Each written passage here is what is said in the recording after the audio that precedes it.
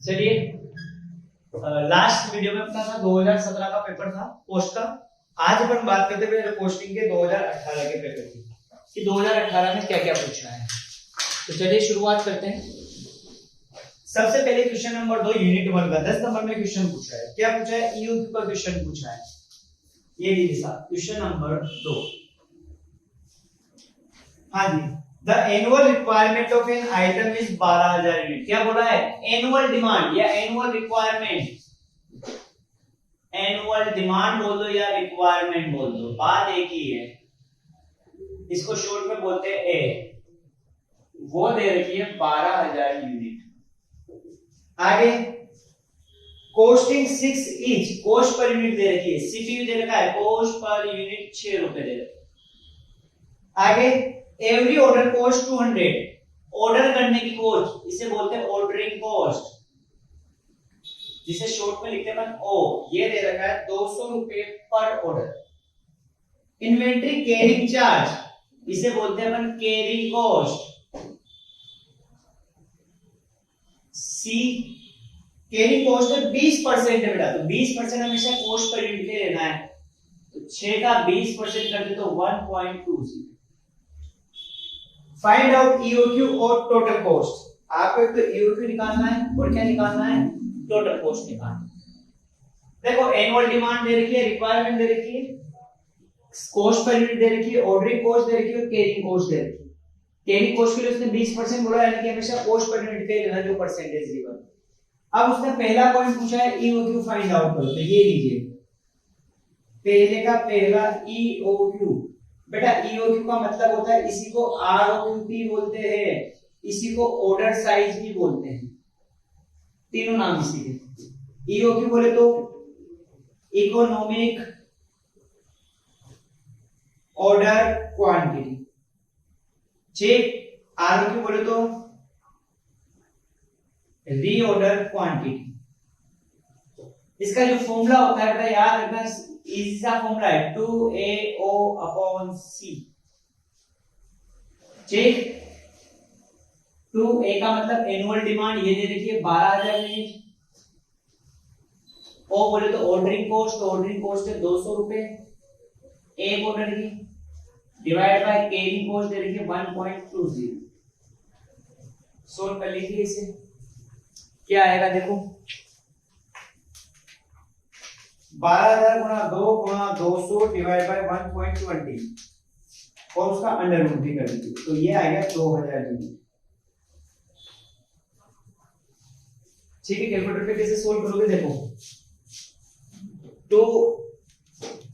2 into 12,000 into 200 divide by 1.2 और बराबर, और फिर अंडर रूट का बटन दे रखा है, ये अंडर रूट, तो ये आ गया अपनी 2,000।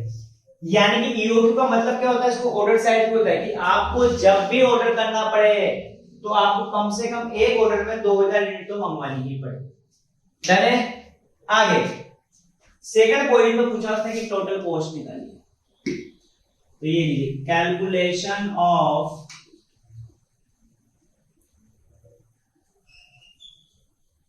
टोटल कॉस्ट, पर्टिकुलर और अमाउंट का पूर्ण होगा। तो पहली कॉस्ट होगी यहां पे परचेज कॉस्ट। पहली कॉस्ट क्या होगी अपनी? Purchase cost. तो देखिए परचेज अपन को एनुअल डिमांड कितनी है? 12,000 यूनिट पूरे साल की रिक्वायरमेंट है, मतलब 12,000 यूनिट तो मुझे खरीदनी पड़ेगी, और एक की कॉस्ट कितनी है? 6 रुपए। तो 12,000 गुणा 6 करते हैं तो 72,000। डन। सेकंड ऑर्डरिंग कॉस्ट, तो इसका फॉर्मूला होता है ऑर्डरिंग कॉस्ट का annual demand divide by EOQ या फिर order size into ordering cost. अगर सोल्व करा जाए तो क्या करेंगे? ए बोले तो हो गया 12,000 की डिमांड है, ईओक्यू बोले तो अपना 2,000 यूनिट है, ऑर्डरिंग कॉस्ट की अगर बात की जाए तो वो है 200। सोल्व कर लीजिए तो 12,000 बटा 2,000 गुणा 200, ये 1,200 है। डन। थर्ड कैरिंग कॉस्ट, तो इसका फॉर्मूला होता है बेटा EOQ upon 2 into carrying cost. तो EOQ तो अपना 2000 यूनिट डिवाइड बाय 2 और कैरिंग कॉस्ट लेके 1.2 सोल्व कर लीजिए 12। तो टोटल कॉस्ट यहाँ कितनी आएगी 72,000 प्लस 1200 प्लस 1200 74,400, ये मेरी टोटल कॉस्ट है। डन है 74,400।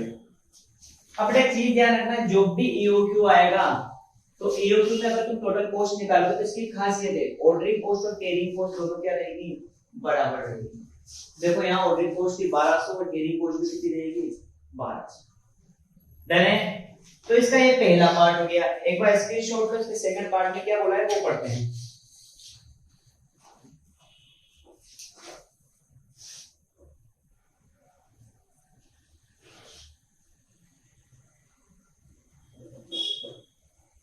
चलिए सेकंड पॉइंट पढ़िए, क्या बोल रही है ये।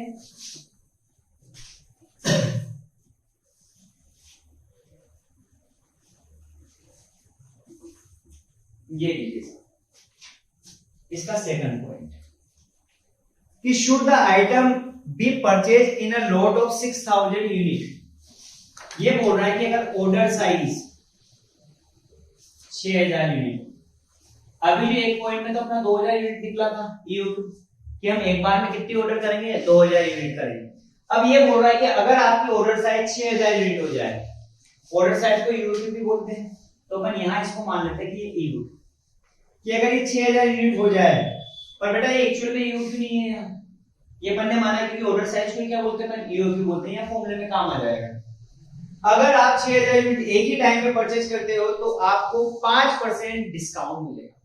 कितना परसेंट डिस्काउंट मिलेगा 5% डिस्काउंट मिलेगा। तो ये अपनी ऑर्डर साइज होगी।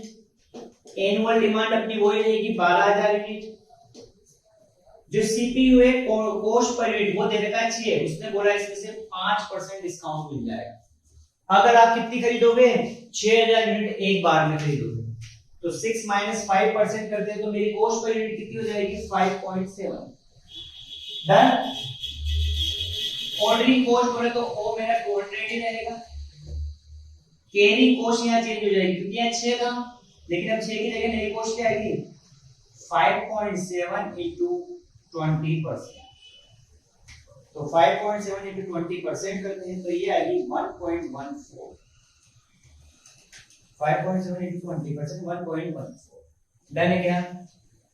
बोलो क्वेश्चन ने बोला है आपसे इस ऑफर को आपको एक्सेप्ट करना चाहिए या नहीं करना चाहिए। तो आइए देखते हैं।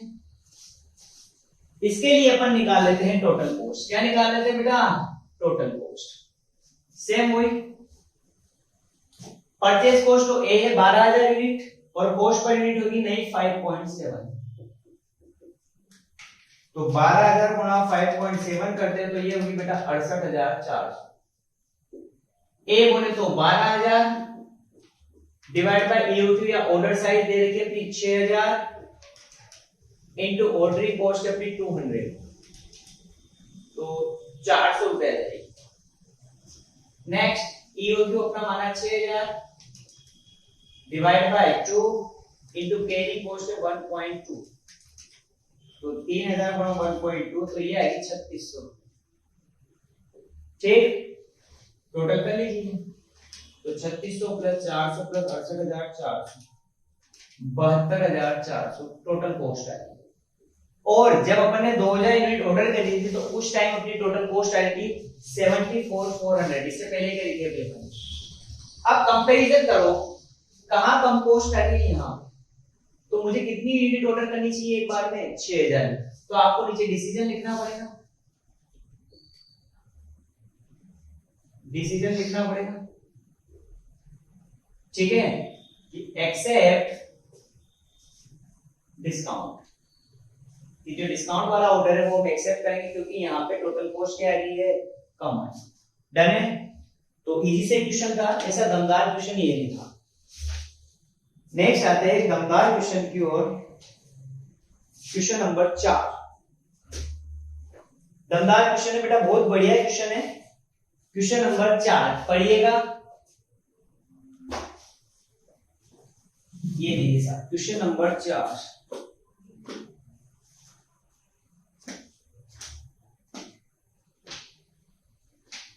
पढ़िए, देखिए क्या बोल रहा है, एक बार पूरा क्वेश्चन पढ़ो।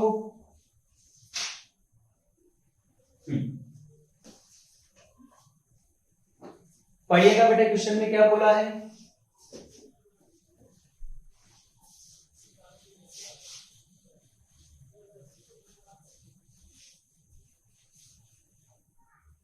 ये लीजिए राजा, क्वेश्चन नंबर 4 है ना, ये लीजिए क्वेश्चन नंबर 4 ये ना ऑलरेडी में देखना। क्वेश्चन नंबर 4 कि कैलकुलेट मशीन हावर रेट, आपको कैलकुलेट करनी है machine hour rate from the following particular assuming there no current in consume during setting up time. ठीक है, कॉस्ट ऑफ मशीन दे रखी है, क्या दे रखी है बेटा, एक तो कॉस्ट ऑफ मशीन दे रखी है 2 लाख रुपए की, इसकी लाइफ दे रखी है 15,000 आवर, इसकी स्क्रैप वैल्यू दे रखी है 5,000 रुपए। वर्किंग आवर पर एनम है 2200 घंटे अपने पास अवेलेबल है, जिसमें से 200 घंटे तो मेंटेनेंस के लिए चले जाते हैं। तो 2200 टोटल खर्च हावर है अपने पास अवेलेबल, जिसमें से 200 तो क्या हो गया, मेंटेनेंस के लिए चले गए। हावर्स अवेलेबल मेरे पास कितने थे,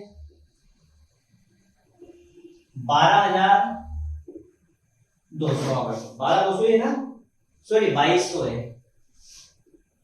इसमें से मेंटेनेंस के लिए मशीन बन रही तो वो थे 200 घंटे, यानी कि एक्चुअल में काम कितने घंटे हुआ, तो ये लीजिए एक्चुअल हावर वर्क 2000 घंटे काम हुआ। डन है। आगे machine setting up time 5% of production time, machine का जो सेटिंग अप टाइम है वो कितना है, 5% है किसका, प्रोडक्शन टाइम का। ये प्रोडक्शन टाइम है कि इसमें मैंने काम हुआ, तो मैं लिख देता हूं प्रोडक्शन टाइम। इसमें से 5% ही है ना, 5% क्या है, सेटिंग अप टाइम, मशीन को सेटिंग अप के लिए। तो 2000 का 5% करोगे तो 100 आवर ये चलेगा, यानी कि मेरा एक्चुअल हावर वर्क कितना हुआ बेटा, 1900 घंटे काम किए। डन है क्या, बोलो बोलो आइए। चलिए आगे बढ़ते हैं। पावर लग रही है 5 unit 4 per unit per hour के हिसाब से। अब बेटा जो पावर लगी होगी वो कितने घंटे पे लगी होगी, 1900 घंटे पे लगी होगी, क्योंकि काम तो कितने घंटे हुआ है, 1900, बाकी इन टाइम तो मशीन बंद रही है। आगे बढ़ते हैं। तो 4 पर यूनिट है और 5 unit 8/4 per unit per hour. ठीक है, तो टोटल आवर कितने, 1900 को 5 से गुणा करेंगे और 4 से गुणा करेंगे। ठीक है, आगे बढ़ते हैं। कॉस्ट ऑफ रिपेयर का कॉस्ट कितना दे रखा है, देखो 15,000 पर एनम रिपेयर की कॉस्ट दे रखी है। ठीक है साहब, रिपेयर की कॉस्ट दे रखी है। अब जो पावर है बेटा, ये मशीन से रिलेटेड खर्चा है। पावर कौन से रिलेटेड खर्चा है, मशीन से रिलेटेड, तो मशीन एक्सपेंस लिख देता हूं मैं साइड में। एक तो कौन सा है, पावर का है, काय का है, अगर देखा जाए तो कितना खर्चा आ रहा है पावर का, देखो 5 यूनिट है, 1 यूनिट के कितने रुपए लगते हैं, 4 रुपए, और 1900 घंटे काम करो, कितना आएगा ये, चलो इसको पहले बाद में देख लेंगे, पर याद रखना है पावर का हो गया, ये मशीन से रिलेटेड खर्चा है। आगे कॉस्ट ऑफ रिपेयर की कॉस्ट दे रही कितनी, 15,000, तो ये भी मशीन के रिपेयर का ही खर्चा है, तो ये रिपेयर 15,000। आगे बढ़ते हैं। आगे अगर देखा जाए तो बोला है कि नंबर ऑफ ऑपरेटर लगे हुए हैं कितने, 2, looking after 3 other machine also, 3 machine में और लगे हुए हैं और इसमें 2 लगे हुए हैं। वेजेस पर ऑपरेटर पर मंथ अपन कितने दे रहे हैं, 3,000 दे रहे हैं। कितने दे रहे हैं, वेजेस दिया जा रहा है बेटा 3,000 पर मंथ। ठीक, आगे बढ़ते हैं। Chemical necessary for operating the machine, ये भी मशीन से रिलेटेड खर्चा है। ऑपरेटिंग एक्सपेंसेस, वो भी कौन सा, केमिकल ऑपरेटिंग का। डन है, वो कितना दे रखा बेटा, 2,000 पर मंथ है, तो 12 महीने का कितना हो जाएगा, 24,000। फिर ओवरहेड दे रखा है chargeable to the machine overhead दे रखा है चार्जेबल टू द मशीन 4000 रुपए पर मंथ है। ये कोई मशीन का खर्चा नहीं है, ये ओवरहेड चार्ज किया आपने किसके ऊपर, मशीन के ऊपर। ये बोला है इंश्योरेंस प्रीमियम दे रखा है 1% ऑफ कॉस्ट ऑफ मशीन। तो इंश्योरेंस कितना है, 1% है कॉस्ट ऑफ मशीन का। तो ठीक है, देख लेंगे, बस खत्म। ठीक है, आपको निकालना है कैलकुलेट मशीन हावर रेट। ठीक है सर, चलिए आइए ऊपर लिखेंगे calculation of machine hour rate. Machine hour rate एक तरफ अपन ने कॉलम बना लिया पर्टिकुलर का, ठीक। एक तरफ अपन कॉलम बना लेते हैं वर्किंग का, ठीक। और एक तरफ यूनिट ले लेते हैं per unit, sorry per unit के ऊपर मशीन हावर लेंगे ना, तो मशीन हावर रेट या मशीन हावर रेट ले लेते हैं, ठीक है। मशीन हावर रेट ये लीजिए, बहुत इजी क्वेश्चन है, तो थोड़ा सा समझना, दिक्कत आती है इस चैप्टर में सबको। सबसे पहले अपन लेते हैं फिक्स्ड एक्सपेंसेस। कौन से खर्चे, फिक्स्ड, जिन्हें बोलते हैं स्टैंडिंग चार्जेस। ये भी स्टैंडिंग चार्जेस। अब एक एक चीज देखते हैं। देखो सबसे पहले कॉस्ट ऑफ मशीन, और इनसे तो कोई मतलब नहीं है। मशीन सेटिंग अप टाइम से कोई मतलब नहीं, पावर को मशीन से रिलेटेड खर्चा है। कॉस्ट ऑफ रिपेयर भी उधर लिया था। वेजेस दे रखा है, क्या दे रखा है, वेजेस। देखो पर मंथ देना है अपन को वेजेस, मतलब मजदूरी, एज अ सैलरी की तरह ही होता है ये भी एक तरह से। तो ये तो फिक्स्ड एक्सपेंसेस है, आपको देना ही पड़ेगा। तो ये लीजिए साहब, पहला हो गया वेजेस। क्या हो गया अपना, वेजेस। अगर देखें तो वेजेस कितना दे रहे, देखो कहां गया बे, हाँ 2 ऑपरेटर है। देखो उसके नीचे लिखा है 2 ऑपरेटर है, डन है। एक ऑपरेटर को अपन कितना दे रहे हैं, 3000 रुपए पर मंथ दे। कितने दे रहे हैं, 3000 पर मंथ। साथ ही जो नंबर ऑफ ऑपरेटर दे रखे थे बेटा, ऊपर दे रखे था 3000 मशीन आल्सो, मतलब 3 मशीनों को और संभालते हैं 2 ऑपरेटर, यानी कि 3 तो वो होगी और एक अपनी मशीन होगी जिसके अपन कैलकुलेशन करें। टोटल कितनी मशीन होगी, 4 मशीन। डन है क्या, बोलो। 3000 पर मंथ है तो 12 महीने का निकालना है, कितना आएगा, चलो कैलकुलेटर पे 12 से गुणा कर दिया, 18,000 ही आ रहा है। कैसी बात है बेटा, 3000 गुणा 2 गुणा 12, 72,000 आएगा यार। हाँ, अब 72,000 को डिवाइड करना है काय से, 4 से, तो कितनी आएगी, 18,000 रुपए। ये लो साहब, कोई दिक्कत है क्या, हाँ अपनी मशीन से रिलेटेड 18,000 का वेजेस आ गया। आगे बढ़ते हैं अपन, नेक्स्ट क्या है, कॉस्ट ऑफ रिपेयर तो मशीन का रिलेटेड वेजेस हो गया। केमिकल फॉर ऑपरेटिंग मशीन, तो ये तो ले लिया अपन ने ऑपरेटिंग एक्सपेंसेस नाम से। ओवरहेड दे रखे कितने के, 4,000 रुपए के। ये ओवरहेड कितने दे रखे बेटा, ओवरहेड 4,000 रुपए पर मंथ है, तो 12 महीने का कितना हो जाएगा, 48,000 डायरेक्ट। कोई दिक्कत, बोलो आगे बढ़ू। आगे एक इंश्योरेंस प्रीमियम दे रखा है सबसे लास्ट में, तो ये लीजिए insurance premium. Cost of machine का, तो मशीन की कॉस्ट कितनी थी, ऊपर दे रखी है, 2 लाख की कॉस्ट है और उसका देना है 1%। तो 2 लाख का ये लीजिए 1%, ये भी फिक्स्ड एक्सपेंसेस है बेटा, ठीक है। तो 2 लाख का 1% करेंगे तो ये आएगा 2,000। अगर इनका टोटल किया जाए तो कितना आएगा, 48 प्लस 2 प्लस 18, 68,000 हो गया। कितना हो गया, 68,000। डन। अब निकाल लेते हैं अपन machine hour rate for standing charges, यानी कि फिक्स्ड एक्सपेंसेस के लिए अगर मैं मशीन हावर रेट निकालूं तो कैसे निकलेगी, टोटल खर्चा हुआ है 68,000 और मेरे टोटल मशीन हावर कितने हैं, प्रोडक्टिव मशीन कितने टाइम तक चली, 2000 घंटे तक। ये लीजिए 2000 हावर। तो 1 हावर की रेट कितनी आ जाएगी बेटा, देखो 68,000 बटा 2 करोगे तो ये आ जाएगा 34। देन ये कितना आ जाएगा, 34 आ जाएगा। आगे बढ़ते हैं। फिर बोला है इसने, आगे क्या बोला है देखो, चलिए अब मशीन एक्सपेंसेस की बात कर लेते हैं, तो जो रिलेटेड है मशीन से, ये लो साहब, मशीन एक्सपेंसेस। मशीन एक्सपेंसेस में देखो पावर था, ये लीजिए साहब पावर कितना, 5 यूनिट है, 4 है और 1900 हावर काम किया, कितना आएगा टोटल करो।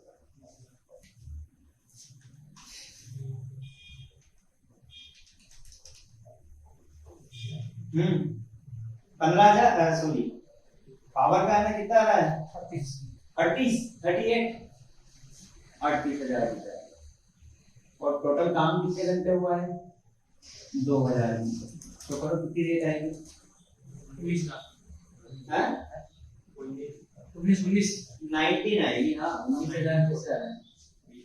पावर हो गया मशीन से रिलेटेड खर्चा। बात करते हैं रिपेयर की।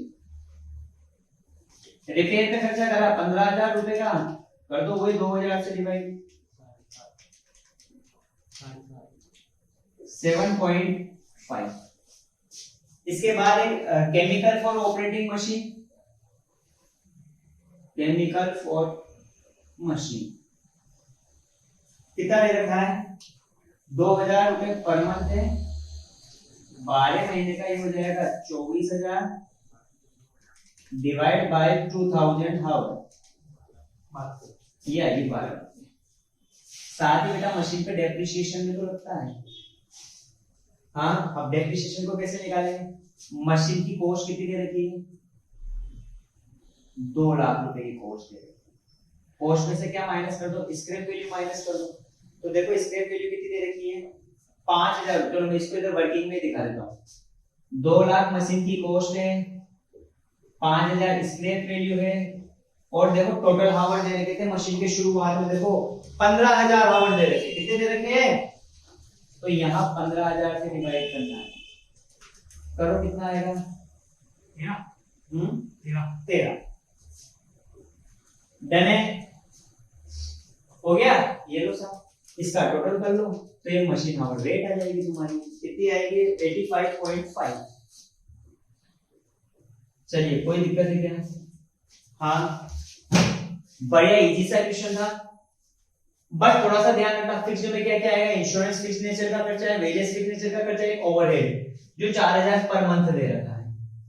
फिर मशीन से रिलेटेड एक तो पावर मशीन से रिलेटेड खर्चा था, रिपेयर था, एक ऑपरेटिंग था केमिकल का, और एक डेप्रिसिएशन था। बस तुम्हें यहाँ जो पॉइंट याद रखना है बेटा, वो कहाँ याद रखना है, यहाँ 4 से डिवाइड होगा, ठीक है, क्योंकि 3 + 1 अपनी मशीन, तो 4 मशीन होगी टोटल। अगर तो एक मशीन का खर्चा निकाल, तुम चाहो तो इनको अलग अलग कर सकते हो, 18,000 को 2000 से डिवाइड करो, इसकी रेट आ जाएगी, फिर इसको डिवाइड करो, फिर इसको डिवाइड। तो मैंने क्या करा, स्टैंडिंग चार्जेस की रेट निकाल ली और मशीन की सबकी अलग अलग निकाली, टोटल रेट कितनी होगी मशीन आवर रेट 85.5। डन, चलिए नोट डाउन करो, इजी से क्वेश्चन था, एक बार कर लोगे तो समझ में आ जाएगा। नेक्स्ट क्वेश्चन की ओर बढ़ते हैं। क्वेश्चन नंबर 7 की जगह पहले लेते हैं क्वेश्चन नंबर 8। हाँ कोई दिक्कत नहीं। क्वेश्चन नंबर 8, 7 को अभी छोड़ रहे अपन, पहले क्वेश्चन नंबर 8 की ओर बढ़ते हैं कि क्वेश्चन नंबर 8 क्या बोल रही है।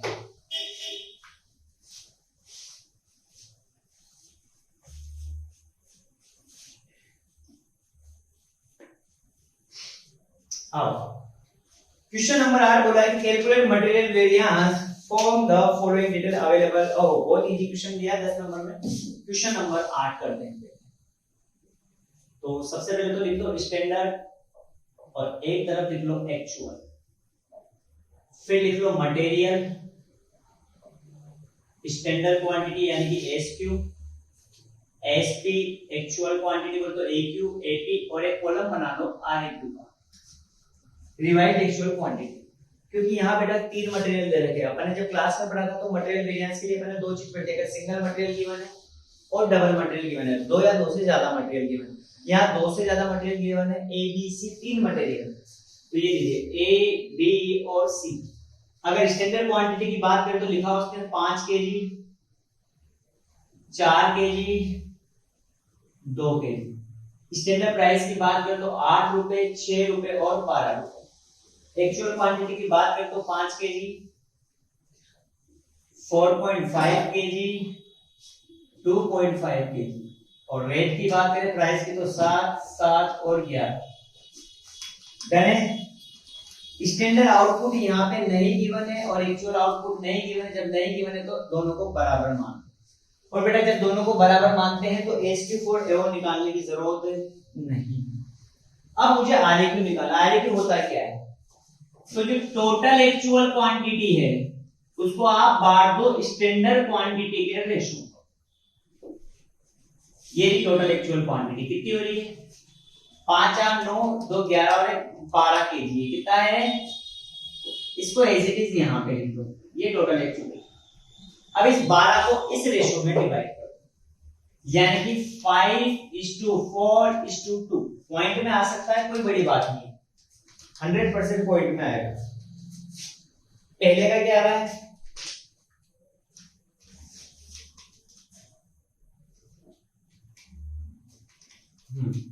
12/11 गुणा 5, 5.45। ठीक है। नेक्स्ट 12/11 गुणे 4, 4.36 और 2 से गुणा करते तो 2.18। इनका टोटल 12 होना चाहिए, तो उस हिसाब से एडजस्ट कर दो। 5.43, 4.36 माइनस 12 करता हूं तो ये आएगा, ये 19 ले लो यहाँ। ठीक है, हो गया 12 केजी का हिसाब बराबर। बेटा पॉइंट में है तो टेंशन मत लेना, राउंड ऑफ का फर्क पड़ सकता है आंसर, और कोई दिक्कत नहीं। आगे बढ़े बस। ये तो साहब अब तो बचे ही क्या है? जब एक से ज्यादा, 2 से ज्यादा मटेरियल हो तो कैसे फॉर्मूला बनता था अपना? 3 कॉलम बनाएंगे, फर्स्ट, सेकंड, थर्ड, फोर्थ। हर कॉलम में लिखेंगे Q into P, QP, QP और ये लीजिए QP। P के आगे थोड़ी जगह छोड़नी। पहले Q के साथ S लगेगा, बाकी के साथ A। लास्ट वाले P के साथ A लगेगा, बाकी के साथ S। ये दोनों सेम हो गए तो इनको जुदा कर दो, अलग कर दो। बस लिखते जाओ। मटेरियल कौन कौन सा है? A है, B है और C। H2 दे रखा है 5 4 2। स्टैंडर्ड प्राइस दे रखी है 8 6 और 12। इनका टोटल करना है। RAQ दे रखा है 5.45, 4.36, 2.19। HQ दे रखा है 8 6 12। आगे AQ की बात करें तो AQ है 5, 4.5, 2.5। HP की बात करें तो 8 6 और 12। AQ ले लो वही 5, 4.5, 2.5। AP जो दे रखा है वो कितना दे रखा है? 7 7 11।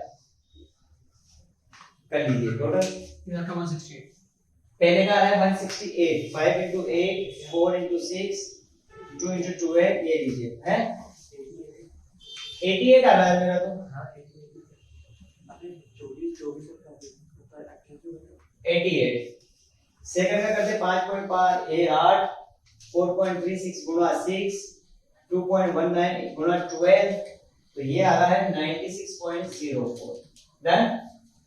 फिर 5 into 8, 4.5 into 6, 2.5 into 12 ये टोटल आ रहा है 97। लास्ट 5 into 7, 4.5 into 7, 2.5 into 11 तो ये आ रहा है 94। डन। इन दोनों का जो डिफरेंस होता है उसे बोलते हैं मटेरियल प्राइस वेरिएंस। इन दोनों का जो डिफरेंस होता है उसे बोलते हैं मटेरियल मिक्स वेरिएंस। इन दोनों का जो डिफरेंस होता है उसे बोला जाता है मटेरियल सब यूजेज वेरिएंस। फर्स्ट और थर्ड का जो डिफरेंस होगा उसे बोला जाएगा मटेरियल यूजेज वेरिएंस। और फर्स्ट और लास्ट का जो डिफरेंस होगा उसे बोला जाएगा मटेरियल कॉस्ट वेरिएंस। बोलिए कोई दिक्कत? आइए अब एक चीज निकाल लेते हैं। सबसे पहले मटेरियल कॉस्ट वेरिएंस, जिसे शॉर्ट में बोलते हैं MCV। बोला ऊपर फर्स्ट माइनस फोर्थ। ये लीजिए फर्स्ट माइनस फोर्थ। तो फर्स्ट तो है 88, और 4 है 94। माइनस का चाहिए तो ब्रैकेट में आपको एडवर्स लिखना है। सेकंड, मटेरियल सब यूजेस की बात कर लेता हूं तो मटेरियल सब यूजेस वेरिएंस, तो ये हो जाएगा फर्स्ट माइनस सेकंड, ये लीजिए फर्स्ट माइनस सेकंड, यानी कि 88 माइनस 96.04, तो 88 माइनस 96.04 माइनस का रहा है 8.04, तो माइनस की जगह पर क्या लिखेंगे, ए लिखेंगे, ये बोलते तो एडवर्स। थर्ड, सब यूजेस के बाद है मटेरियल मिक्स वेरिएंस, तो ये लीजिए मटेरियल मिक्स वेरिएंस, जिसे शॉर्ट में बोलते हैं एमएमवी, तो ये है सेकंड माइनस थर्ड, तो 96.04 माइनस 97, तो 96 माइनस 04 माइनस 97, तो ये आएगा माइनस का 0.96 यानी कि एडवर्स। ठीक, मिक्स हो गया। अब बच रहा है यूजेस भी निकाल लेते, तो ये लिखिए मटेरियल यूजेस वेरिएंस, जिसे बोलते हैं एमयूवी। ठीक, एमयूवी का फॉर्मूला था फर्स्ट माइनस थर्ड, तो ये लीजिए फर्स्ट माइनस थर्ड, फर्स्ट है 88 और थर्ड है 97, तो 88 माइनस 97 कर दे तो माइनस का नो, यानी कि नो एडवर्स आ रहा है। लास्ट यूजेस हो गया, बचा मटेरियल प्राइस वेरिएंस,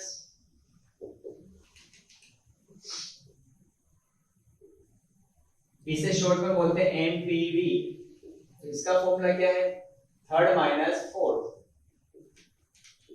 तो थर्ड है 97 माइनस 4 है 94, तो ये आ गया 3 प्लस में आ रहा है, मतलब फेवरेट हो गया क्वेश्चन। तो डन है क्वेश्चन नंबर 8।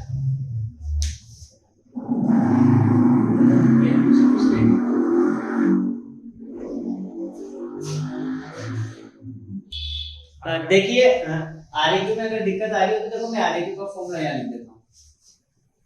लिखेंगे टोटल एक्चुअल क्वांटिटी, ये भी 12, इसको डिवाइड करेंगे टोटल स्टैंडर्ड क्वांटिटी से जो कि 11 है, और इनटू कर देंगे क्या, एसक्यू से। अगर पहले वाले का निकालना है तो 12 डिवाइड बाय 11 इनटू पहले वाले का क्या है, इनटू कर दो 5 से, फिर दूसरे को 4 से और तीसरे को 22 से गुणा कर दो, 2 से गुणा कर दो। कोई दिक्कत? लो स्क्रीनशॉट, फिर आगे की बात करते हैं। अभी 9वां भी अपन छोड़ते हैं, पहले आते हैं 11वें क्वेश्चन पे। ये क्वेश्चन नंबर 11 क्या बोल रहा है, ठीक है। आओ क्वेश्चन नंबर 11 पे, क्वेश्चन नंबर 11 क्या बोल रही है। छोटा सा क्वेश्चन है, कोई दमदार क्वेश्चन है नहीं 11वां।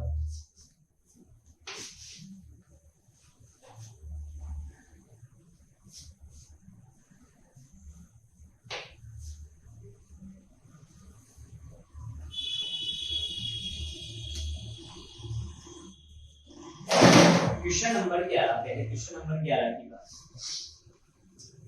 PV ratio of a firm दे रखा है 50%। पीवी रेशियो दे रखा है कितना परसेंट, 50%। तो वेरिएबल कॉस्ट रेशियो भी कितना हो जाएगा, 50%, क्योंकि बेटा इन दोनों का टोटल 100% होता है। डन है। आगे मार्जिन ऑफ सेफ्टी दे रखी है 40%, एमओएस 40% है, तो बीईपी कितना हो जाएगा, 60%, क्योंकि दोनों का टोटल भी कितना होता है, 100%। आगे बढ़ते हैं। Compute the break even point, आपको ब्रेक इवन पॉइंट निकालनी है, and the net profit. Break even point भी निकालना, प्रॉफिट भी निकालना। इफ सेल कितनी दे रखी है,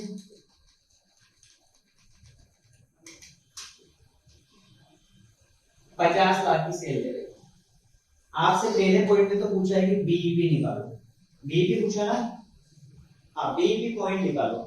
तो ये तो सब ब्रेक इवन पॉइंट निकालना है, अमाउंट में निकलेगा, कुछ नहीं, टोटल सेल कितनी दे रखी है उसको गुणा कर दो, बीईपी का परसेंटेज कितना है, 60%, परसेंटेज ऑफ बीईपी। तो टोटल सेल है 50 लाख, बीईपी का परसेंटेज है 60%, तो 6 बनेगा 30 लाख।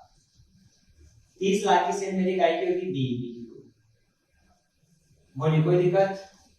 नेक्स्ट प्रॉफिट भी निकालना है, तो ये लीजिए, अगर प्रॉफिट निकालना है तो प्रॉफिट का जो फॉर्मूला होता है वो होता है sale into PV ratio minus fix cost. तो मेरे पास फिक्स कॉस्ट नहीं है तो पहले फिक्स कॉस्ट निकाल लेते हैं। तो बीईपी का फॉर्मूला लगाइए, बीईपी का फॉर्मूला होता है fix cost upon PV ratio, गुणा 100 होता है, बट यहाँ परसेंटेज में बीईपी यूज कर लो। तो बीईपी अमाउंट में दे रखी है 30 लाख,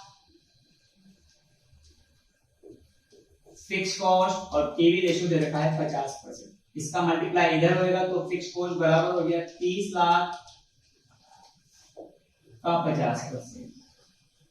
तो फिक्स कॉस्ट हो गया अपना कितना 15 लाख। कोई दिक्कत? रख दो वैल्यू। टोटल सेल कितनी दे रखी है 50 लाख, पीवी रेशियो है 50% और फिक्स कॉस्ट दे रखी है 15 लाख। तो ये हो गया 25 लाख और 15 लाख, यानी कि 10 लाख का मुझे क्या हो गया प्रॉफिट हो गया। बस ये क्वेश्चन पूछा था 10 नंबर में, तो कोई ज्यादा दमदार ये क्वेश्चन नहीं था। तो नोट डाउन करो।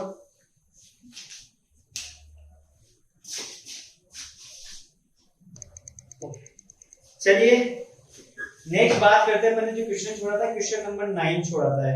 दूसरा हो गया था बेटा अपना, चौथा हो गया था, ठीक।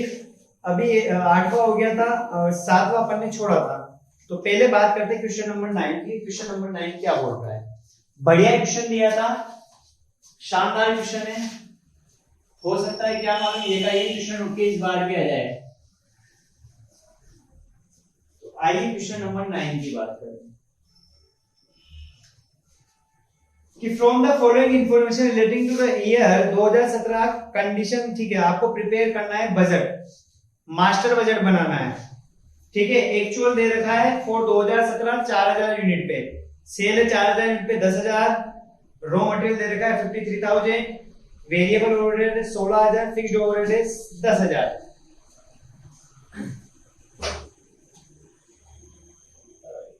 आरबीडी में जो बेटा एक क्वेश्चन दे रखा है इसमें जो सेल दे रखी है वो 1 लाख रुपए की दे रखी है, ठीक है। जनरली ये है, अगर क्वेश्चन की बात करें तो 10,000 है, पर वैसे इसका कोई काम आएगा नहीं, ठीक है। तो इस सेल से तो अपन को कोई लेना देना नहीं, पर मैं लिख देता हूं जो आरबीडी का ओरिजिनल जो क्वेश्चन था। ये क्वेश्चन में लिखता हूं, देखो एक्चुअल 2017 के लिए दे रखा है डाटा, वो भी कौन सा कितनी यूनिट पे दे रखा है 4000 यूनिट पे दे रखा है। क्या क्या गिवन है? सेल दे रखी है 1 लाख रुपए की, रॉ मटेरियल दे रखा है 53,000 रुपए का, वेजेस दे रखा है 11,000 रुपए का, वेरिएबल ओवरहेड दे रखे हैं 16,000 रुपए के, और फिक्स्ड ओवरहेड दे रखे बेटा 10,000 रुपए। आगे सेल दे रखी 6,000 यूनिट पे। अब बात करते हैं 6,000 यूनिट। तो सेल दे रखी है 1.5 लाख रुपए की।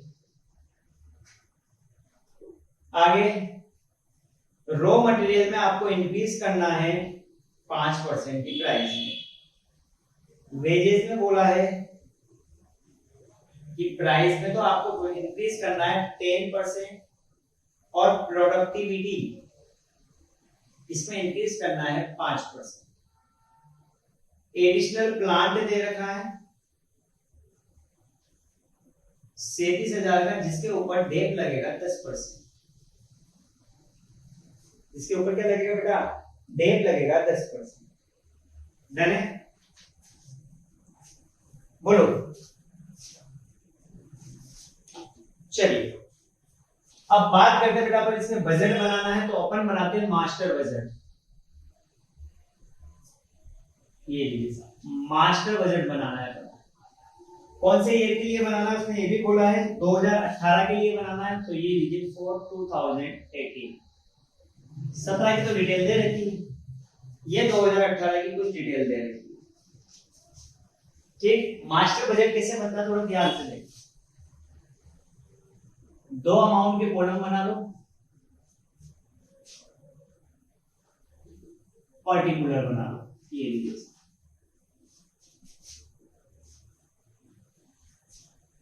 सबसे पहले लिखते हैं सेल। तो 2018 के लिए सेल दे रखी है 1.5 लाख। इनर कॉलम में कुछ नहीं आएगा, पूरा 1.5 लाख बाहर आ जाएगा। माइनस करेंगे इसमें से एक्सपेंसेस, या इसे बोल सकते हैं अपन कॉस्ट ऑफ सेल। ज्यादा बढ़िया वर्ड तो कॉस्ट ऑफ सेल है। अब एक एक खर्चा लेते हैं। सबसे पहले का खर्चा है रॉ मटेरियल का। काय का खर्चा लगा? रॉ मटेरियल का सबसे पहला खर्चा है। तो देखिए रॉ मटेरियल 53,000 दे रखा है 4,000 यूनिट पे। 53,000 दे रखा है 4,000 यूनिट पे। मुझे निकालना है 6,000 यूनिट पे, क्योंकि ये बजट करना अपना 6,000 यूनिट।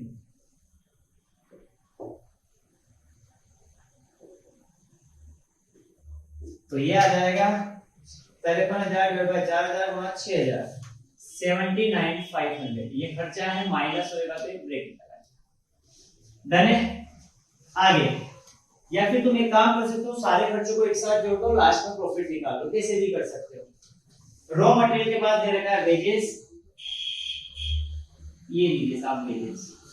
वेजेस है 11,000 रुपए की।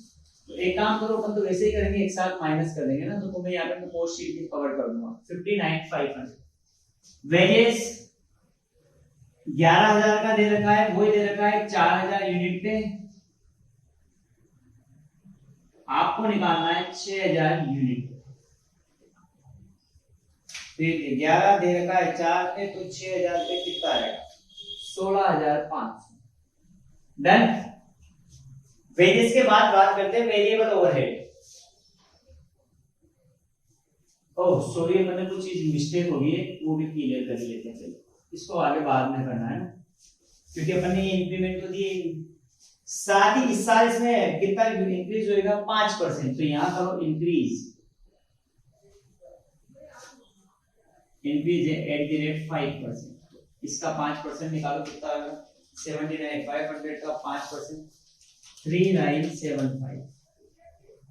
डन है। प्लस कर दीजिए, तो ये आ गया 83,475। यहां तक कोनो दिक्कत नहीं है बेटा, बोलो।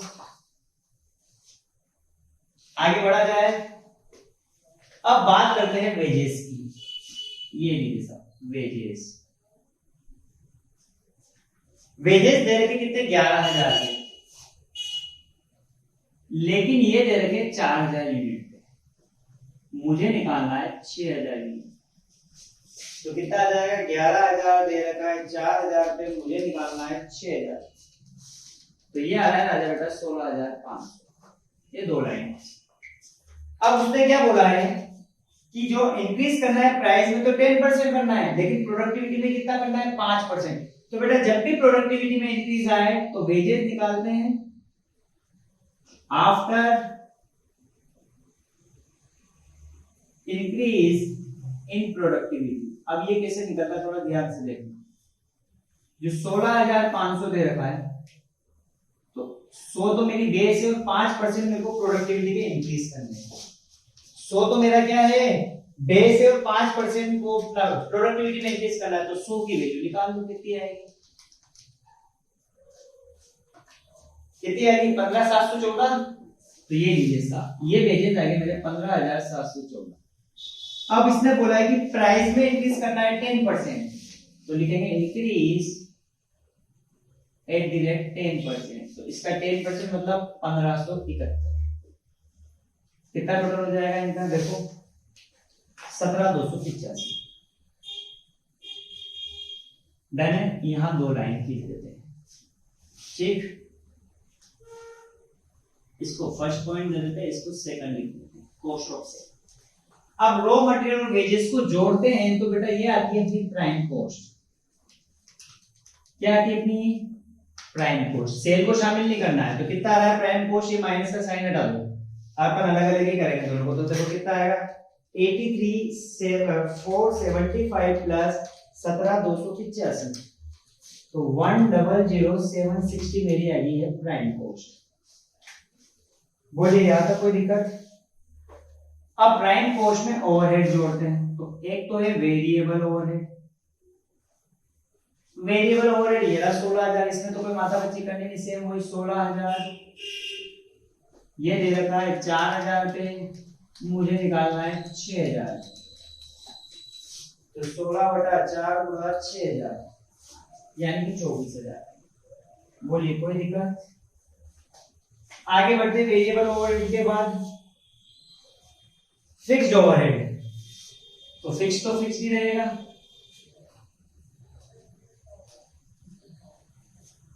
अब ये फिक्स्ड ओवरहेड तो दे रखे 10,000, साथ में जो डेप्रिसिएशन की रेट दे रखी है बेटा, डेप्रिसिएशन में जो कौन सा खर्चा है फिक्स लगेगा ही लगेगा, तो ये डेप 37,000 का 10% करोगे तो 3700 रुपए का आपका क्या हो गया डेप्रिसिएशन, तो ये भी यही जोड़ देता हूं, तो ये कितने आ जाएगा, ये हो गया 13,700। इसको जोड़ोगे तो तुम्हारी आ जाएगी वर्क कॉस्ट, लेकिन इसके अलावा कोई आइटम दे नहीं रखा है तो इसको क्या बोल देंगे टोटल कॉस्ट। बस इनको जोड़ो कितना क्या आएगा, तो ये आएगा बेटा 1,00760 प्लस 24,000 प्लस 13,700 31,460। फिर निकालेंगे अपन बजटेड प्रॉफिट, इसको अपन ने नाम दे दिया बी। सेल कितनी थी, तो ए माइनस बी यानी कि सेल में से टोटल कॉस्ट घटा दो, तो ए है अपना 1.5 लाख, तो मैं लिख देता हूं 1.5 लाख माइनस 31,460, तो 11,540 का मुझे क्या हो गया प्रॉफिट हो गया। कोई दिक्कत? ये बजट चैप्टर का क्वेश्चन था बेटा, मास्टर बजट पूछा था, फ्लेक्सिबल बजट भी पूछा था। मास्टर बजट जिसमें सब फिक्स सब मिक्स हो गया, फ्लेक्सिबल भी हो गया। देखो ये फ्लेक्सिबल बजट की निशानी है कि 4,000 पे दे रखा है, 6,000 पे कितना होगा। डन है, करो नोट डाउन, फिर आगे की बात करते हैं। चलिए नेक्स्ट क्वेश्चन की बात करते हैं बेटा। क्वेश्चन नंबर है अपना जो छोड़ा था अपन ने, क्वेश्चन नंबर 7। क्वेश्चन नंबर 7 क्या बोल रहा है पढ़िए। ये प्रोसेस कॉस्टिंग का है, बाय प्रोडक्ट वाले क्वेश्चन है, बेहतरीन क्वेश्चन है।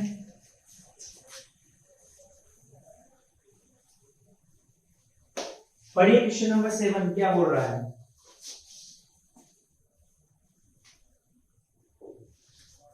कि a certain chemical process yield 75% of material introduced as product। समझना, अगर टोटल 100 है तो वो बोल रहा है कि 75% तो आपका मेन प्रोडक्ट का मानना है। किसका मानना है? Main product. डन है क्या?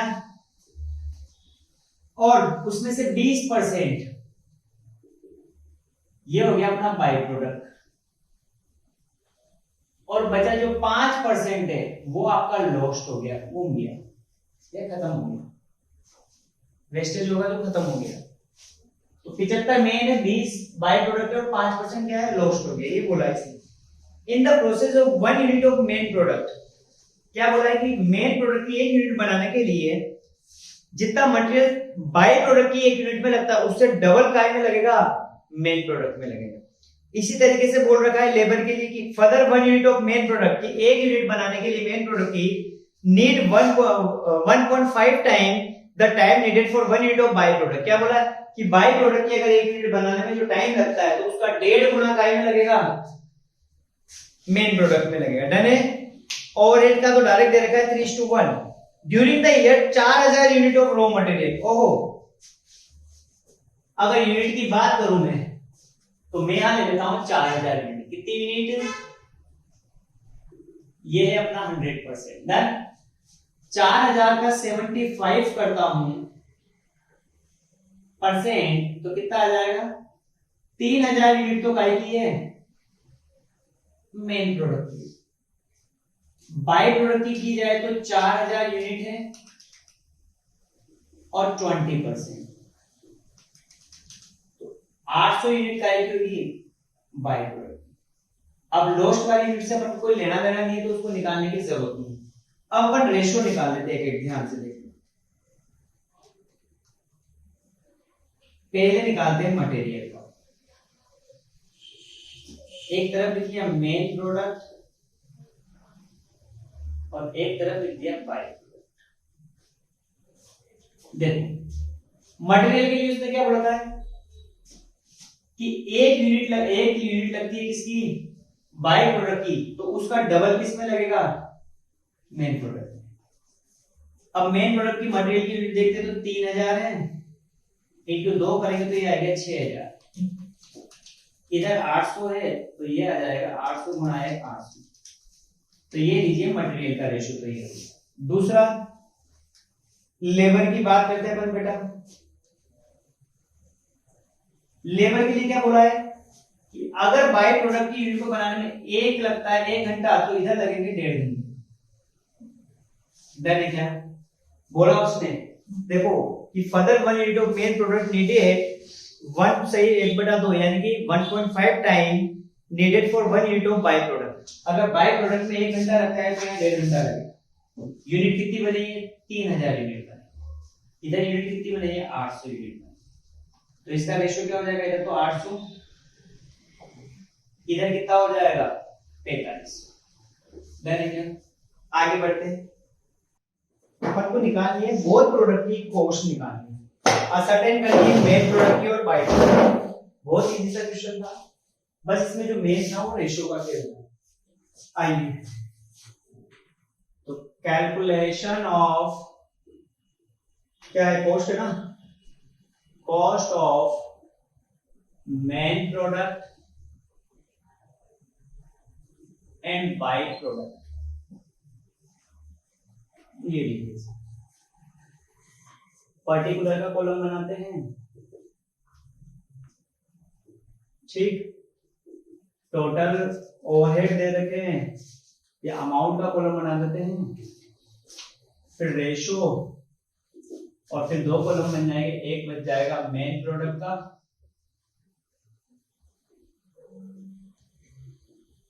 और एक बन जाएगा राजा अपना बाय प्रोडक्ट।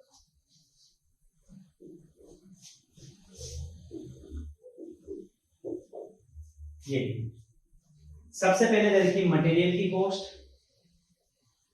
मटेरियल की जो कॉस्ट दे रखी वो दे रखी कितनी बेटा, 68,000 68,000। मटेरियल को किस रेशो में बांटना, 6000 और 800 के, तो 6000 और 800 के रेशो में डिवाइड करना है। फिर बात करते हैं लेबर कॉस्ट की। ये लीजिए साहब labour cost. Labour cost total दे रखी है 21,200। इसको किस रेशो में बांटना है, 4.5 और 800 के, तो 4.5 और 800 के रेशो में बांटना। आगे फिर दे रखा है ओवरहेड 10,800 का। 10,800 का टोटल दे रखा है बेटा, 10,800 का, जिसमें से 1200 रुपए का अपन ने स्क्रैप किया था, सेल करा था वेस्टेज, तो 1200 रुपए तो वो रिकवर हो गए। अब बचे कितने करूं, तो ये आ जाएगा 9,600। आपको इसको बांटना है ओवरहेड के रेशो में, जो कि दे रखा है 3:1। डन है। बस बांट के क्या कर दो, टोटल कर दो इनका। ये रेशो का टोटल नहीं लगाना है, ये आ गया अपनी टोटल कॉस्ट, ठीक। इसको आप डिवाइड कर दो यूनिट से, तो इधर है कितनी यूनिट, 3000 यूनिट है मेन प्रोडक्ट की, और बाय प्रोडक्ट की है 800 यूनिट। बांटो इनको, लिखो इसका क्या आएगा, तो इधर तो आ जाएगा 60,000, इधर आ जाएगा 8,000। रेशो में तो बांटना आता है ना, इसको डिवाइड करना है इन दोनों के टोटल से, और 6000 से गुणा करोगे तो ये, और 800 से गुणा करोगे तो वो, तो 68,000 डिवाइड बाय 6800 गुणा 800 करोगे तो 8000। ऐसे 4500 प्लस 800 करते हैं तो यार 5300, तो 21,200 डिवाइड बाय 5300 गुणा 4500, तो ये आ गया 18,000। 800 से गुणा करते हैं तो ये आ गया 3200। डन है। इसको 3:1 के रेशो में बांटना है, तो ये आ गया 7200, और 1 के हिसाब से करते तो ये आ गया 2400। बस टोटली तो करना है, कर लो। 68,000 प्लस 21,200 प्लस 9,600, तो ये तो हो गया 98,800। इधर की बात करो तो 60,000 प्लस 18,000 प्लस 7,200, 85,200। इधर की बात करो तो 8,000 3200 प्लस 2400, 13,600। और डिवाइड कर लेते हैं 800 यूनिट से, तो इसकी तो कॉस्ट आएगी पर यूनिट 17, ये आ जाएगी अपनी सीपी कॉस्ट पर यूनिट। 85200 को अगर आप डिवाइड करते हो 3000 से, तो ये आ जाएगा 28.4। ये लीजिए साहब, ये क्वेश्चन नंबर 7 था वो अपना क्या हो गया बेटा, कंप्लीट हो गया। अच्छा वो गड़बड़ आ रही है लास्ट वाली, 17 आएगी ना और 28.4। ये लीजिए साहब, क्वेश्चन पूरा कंप्लीट हो गया। तो इजी से क्वेश्चन था, इसमें जो मेन काम था वो रेशियो निकालने का। नेक्स्ट क्वेश्चन देखो, कौन सा छोड़ा था करने, 7वां हो गया, 8वां हो गया, 9th हो गया, 11 हो गया। आते हैं क्वेश्चन नंबर 14। क्वेश्चन नंबर 14,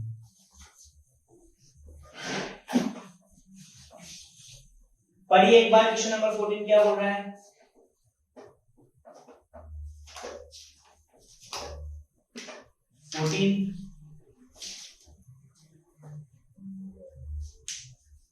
पढ़िएगा एक बार क्या बोल रहा है क्वेश्चन नंबर 14।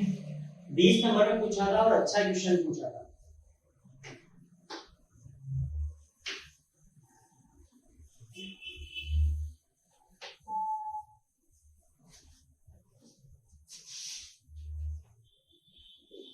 क्वेश्चन नंबर 14 जो है रिकंसिलिएशन ऑफ फाइनेंशियल स्टेटमेंट और कॉस्ट अकाउंट, ये रिकंसिलिएशन वाला क्वेश्चन है। इजी से क्वेश्चन है, बढ़िया क्वेश्चन है।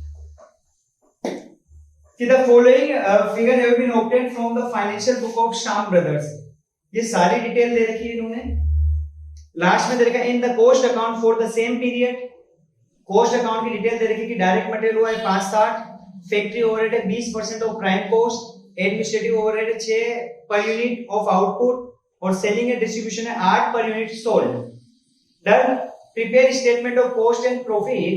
आपको कॉस्ट और प्रॉफिट का स्टेटमेंट बनाना है। Financial profit and loss account बनाना है एक तो, और साथ में फिर इनको क्या करना है, रिसाइकल भी करना है। तो चलिए सबसे पहले तो फाइनेंशियल अकाउंट देखो, कॉस्ट अकाउंटिंग में प्रॉफिट अलग निकलता है और फाइनेंशियल अकाउंटिंग में अपना क्या निकलता है अलग। फाइनेंशियल मतलब जिसमें अपन ट्रेडिंग P&L बनाते हैं, ठीक। और कॉस्ट के लिए तो क्या होगा, कॉस्ट शीट बनाते हैं और सबसे लास्ट में प्रॉफिट निकलता है। तो इन दोनों के बीच में जो डिफरेंस है इसको अपन रिकंसाइल करेंगे, क्योंकि दोनों में प्रॉफिट क्या आना चाहिए, सेम आना चाहिए। लेकिन कुछ रीजंस होते हैं, जैसे बैंक रिकंसिलिएशन स्टेटमेंट पढ़ते थे, कैश बुक और पासबुक का अपन को क्या करना था, बैलेंस को रिकंसाइल करना। तो सेम यहाँ पे पहले अपन P&L बनाएंगे, पहले प्रॉफिट निकालेंगे ट्रेडिंग आपने फाइनेंशियल अकाउंटिंग के हिसाब से, फिर कॉस्ट अकाउंटिंग के हिसाब से, फिर दोनों को क्या करेंगे, रिकंसाइल करेंगे। तो आइए सबसे पहले बात करते हैं calculation of profit. Calculation of profit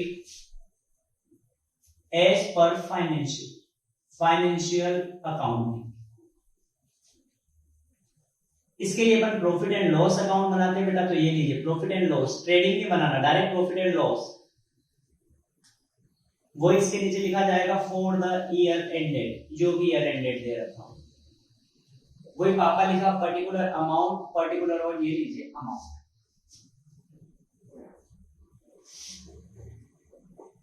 ये डेबिट साइड होगी साहब और ये क्रेडिट साइड। P&L की खासियत ये है कि सारे खर्चे इधर और सारी इनकम इधर। तो लिखते हैं सबसे पहले दे रखा है डायरेक्ट मटेरियल 5 लाख का दे रखा है, तो ये लीजिए मटेरियल, ये दे रखा है 5 लाख। डन है। आगे मटेरियल के बाद डायरेक्ट वेजेस दे रखा है, तो ये लीजिए साहब डायरेक्ट वेजेस, ये दे रखा है बेटा 3 लाख का। आगे बढ़ते हैं, वर्क ओवरहेड दे रखा है, खर्चा है तो सारे खर्चे डेबिट होंगे, तो वर्क ओवरहेड दे रखा है 1,60,000 का। फिर एडमिनिस्ट्रेटिव ओवरहेड दे रखा है, कितने का दे रखा है, 70,000 का। एडमिनिस्ट्रेटिव के बाद सेलिंग ओवरहेड दे रखा है, तो ये लेंगे सेलिंग एंड डिस्ट्रीब्यूशन ओवरहेड, ये दे रखा है 96,000। आगे बेड डेट्स दे रखा है, तो ये लीजिए साहब बेड डेट्स। प्रोविजन दे रखा है, तो इसको लिख देता हूं मैं PBD, provision for bad debts या प्रोविजन फॉर डाउटफुल डेट्स। कितना दे रखा है बेटा, ये 8,000 रुपए का दे रखा है। फिर प्रीलिमिनरी एक्सपेंसेस राइट ऑफ है, प्रीलिमिनरी एक्सपेंसेस राइट ऑफ, ये भी इधर ही रहेगा। कितना दे रखा है 4000 रुपए का खर्चा है, ये भी राइट ऑफ किया है।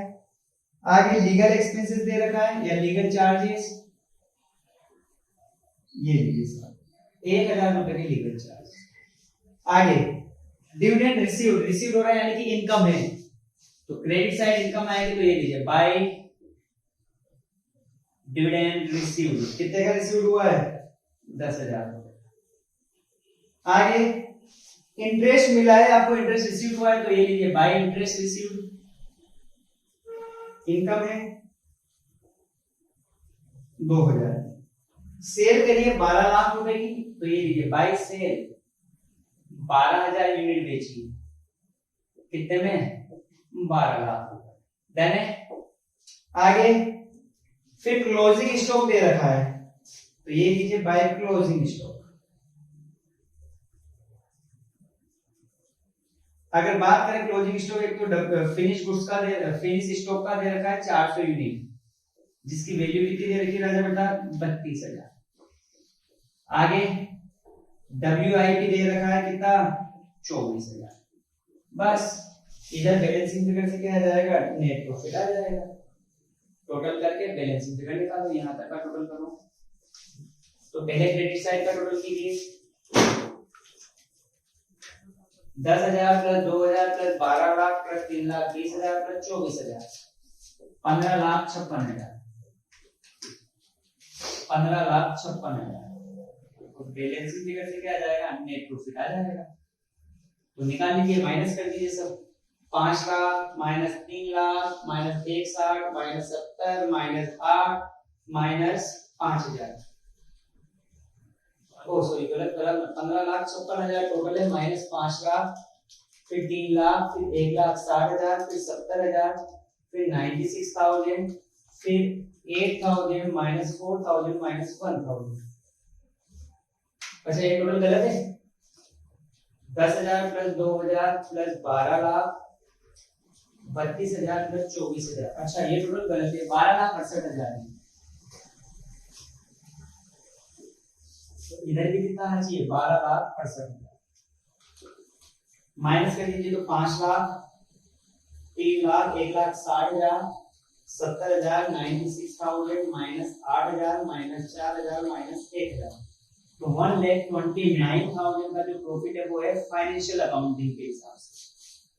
ठीक है, यहां तक कोई दिक्कत है तो बोलो, बढ़ो आगे। अब प्रॉफिट निकालते अपन, यानी कि कॉस्ट शीट बनाते हैं। बोले तो profit as per cost accounting निकालना है। ठीक, तो ये लीजिए कॉस्ट शीट बनाते हैं, वही अमाउंट और पर्टिकुलर। 20 नंबर लायक क्वेश्चन है बेटा, ठीक है। अब कॉस्ट अकाउंटिंग की डिटेल इसने नीचे दे रखी, क्या दे रखी? In cost account for the same period there direct material use हो रहा है 5,60,000, तो ये लीजिए डायरेक्ट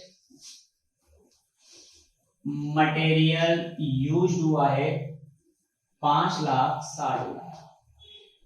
फिर आगे ये बोल रहा है कि फैक्ट्री ओवरहेड कितना है 20% है प्राइम कॉस्ट। तो फैक्ट्री ओवरहेड से पहले डायरेक्ट वेजेस आएगा, डायरेक्ट सारे खर्चे आएंगे, तो डायरेक्ट वेजेस में कोई चेंज नहीं, जो फाइनेंशियल अकाउंटिंग में वही ले लो 3 लाख का 3 लाख,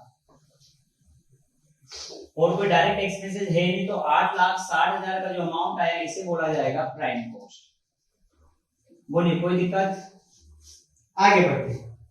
प्राइम कॉस्ट के बाद यहाँ पे अपन ओवरहेड जोड़ते, तो ये लीजिए वर्क ओवरहेड दे रखा है, उसमें 20% है प्राइम कॉस्ट का, तो प्राइम कॉस्ट है 8,60,000 की, और इसका करना है 20%। तो करिए कितना आएगा 1,72,000।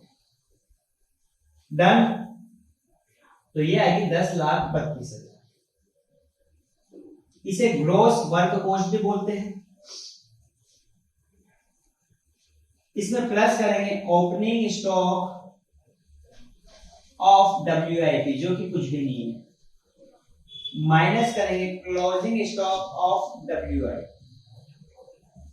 क्या माइनस करेंगे? Closing stock of WIP minus करके, तो क्लोजिंग स्टॉक ऑफ WIP दे रखा है क्या, ये रहा क्लोजिंग स्टॉक WIP का 24,000 है। माइनस कीजिए कितना आएगा, तो ये आ जाएगा 1,008,000। ये हो जाएगी मेरी नेट वर्क कॉस्ट। डन है। नेट वर्क कॉस्ट में अपन जोड़ते हैं ऑफिस ओवरहेड, और कोई ऑफिस ओवरहेड हो तो ऑफिस ओवरहेड कितना दे रखा है उसने बोला है, अच्छा फैक्ट्री ओवरहेड के लिए बोला है, ऑफिस ओवरहेड के लिए इसने कुछ भी नहीं बोला। तो ऑफिस ओवरहेड पुराना कितना था देखो, ऑफिस ओवरहेड, अच्छा यही जो ऑफिस वाला मैंने बोला है, एडमिनिस्ट्रेटिव ओवरहेड बोल दो इसको, चलो नाम ही वही दे रखा है तो वही एडमिनिस्ट्रेटिव ओवरहेड। अब एडमिनिस्ट्रेटिव ओवरहेड के लिए उसने क्या बोला है कि 6 रुपए पर यूनिट ऑफ आउटपुट। अब अगर आउटपुट की बात करें तो 12,000 यूनिट तो मैंने सेल कर दी, और फिनिश स्टॉक 400 यूनिट मेरे पास स्टॉक में बचा हुआ है, तो मेरा अगर आउटपुट की बात करें तो आउटपुट है मेरा 12,400 यूनिट का, और हर एक यूनिट पे ले रहे हो 6 रुपए, 6 रुपए, तो ये कितना आ जाएगा देखो 74,400, 74,400। अगर मुझे आउटपुट निकालना है तो आउटपुट मेरा क्या हो जाएगा, सेल करिए 12,000 यूनिट, और क्लोजिंग स्टॉक है फिनिश स्टॉक का 400 यूनिट, वो भी तो प्रोडक्शन ही करा है, आउटपुट ही है, तो टोटल यूनिट बनी है 12,400 यूनिट। ये मेरा आउटपुट है, ये कहां काम आया है, यहाँ पे काम डन है, क्योंकि क्लोजिंग स्टॉक में बचा के रखने की मतलब बना तो दी है वो यूनिट। इनका टोटल करते हैं, कितना क्या आएगा देखो 1,082,400 माइनस करेंगे closing stock of finish goods, और ओपनिंग स्टॉक तो दे ही नहीं रखा है तो मैंने यहाँ ओपनिंग स्टॉक नहीं लिखा है, अगर लिखता तो फिर लिखना पड़ता है। अब बहुत ध्यान से देखना पड़ेगा, जो 10,082,400 जो अमाउंट है, ये टोटल कितनी यूनिट पे दे रखा है, ये दे रखा है 12,400 यूनिट पे, क्योंकि अपन ने बनाई कितनी 12,400, मुझे निकालना है 400 यूनिट, तो करो कितना आएगा, ये आएगा बेटा 34,916। डन है। माइनस करके बताओ कितना आएगा, तो ये आएगा 10,47,484, ये डन है क्या, जो आया इसे बोलते हैं बेटा कॉस्ट ऑफ गुड्स सोल्ड, और अगर आप इसमें जोड़ देते हो selling overhead, selling and distribution overhead. अब सेलिंग एंड डिस्ट्रीब्यूशन ओवरहेड के लिए उसने बोला क्या, देखो कि selling and distribution are per unit sold, जितनी बेची है, तो बेटा बेची यहाँ पे 12,000 यूनिट है, और उस पे लेना है 8 रुपए, तो ये कितना आ जाएगा 96,000। डन है। इनका टोटल करोगे तो आपकी आ जाएगी टोटल कॉस्ट, तो यहाँ आपकी टोटल कॉस्ट आ रही है 11,434 और 484,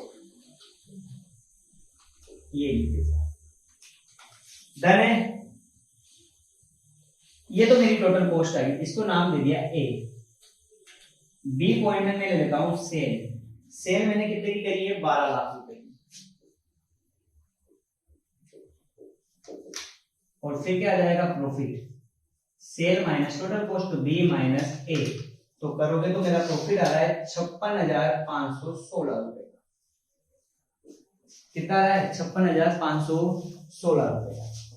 अब मुझे इन दोनों को रिकंसाइल करना है, क्यों, देखो अगर फाइनेंशियल अकाउंटिंग के हिसाब से बना रहा हूं तो प्रॉफिट आ रहा है 1,29,000, और प्रॉफिट किसके हिसाब से, कॉस्ट शीट के हिसाब से आ रहा है प्रॉफिट 56,516। अब मुझे इनको रिकंसाइल करना है, कैसे करेंगे वो देखते हैं, एक बार इनका फोटो वोटो खींचो, फिर आगे के अपन क्या करते हैं, बात करते हैं। अब रिकंसिलिएशन स्टेटमेंट बनाते हैं, तो देखो बेटा मुझे दोनों की जरूरत पड़ेगी, इसलिए मैं इधर का नहीं निकाला हूं, इधर का ही देखना। थर्ड पड़ेगा रिकंसिलिएशन स्टेटमेंट।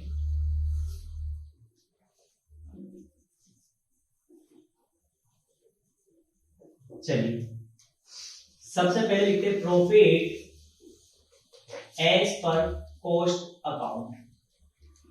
कॉस्ट अकाउंट के हिसाब से मेरा प्रॉफिट आ रहा है 56,516, और मुझे प्रॉफिट निकालना है एज पर फाइनेंशियल अकाउंट। अब बेटा मुझे पोस्ट को क्या बनाना है, फाइनेंशियल अकाउंट।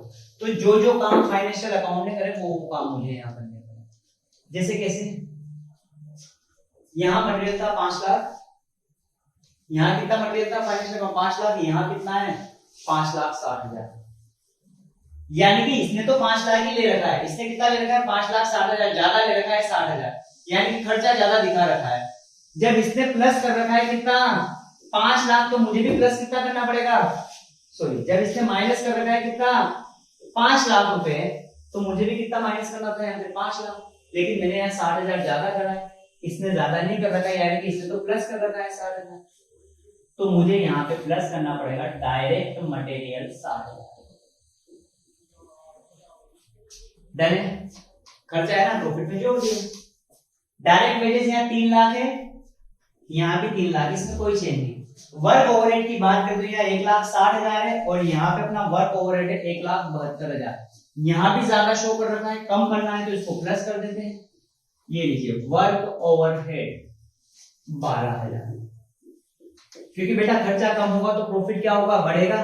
अब यहाँ खर्चा ज्यादा दिखा रखा है और यहाँ कम दिखा रखा है, समझ में आएगी। तो इस खर्चे को अपन को इसके बराबर लाना है, यानी कि 12,000 से इसको कम करना है। जब खर्चा कम होगा तो प्रॉफिट क्या होगा, बढ़ेगा, तो प्रॉफिट बढ़ेगा, इसलिए अपन ने प्लस किया। तो ये लीजिए वर्क ओवरहेड।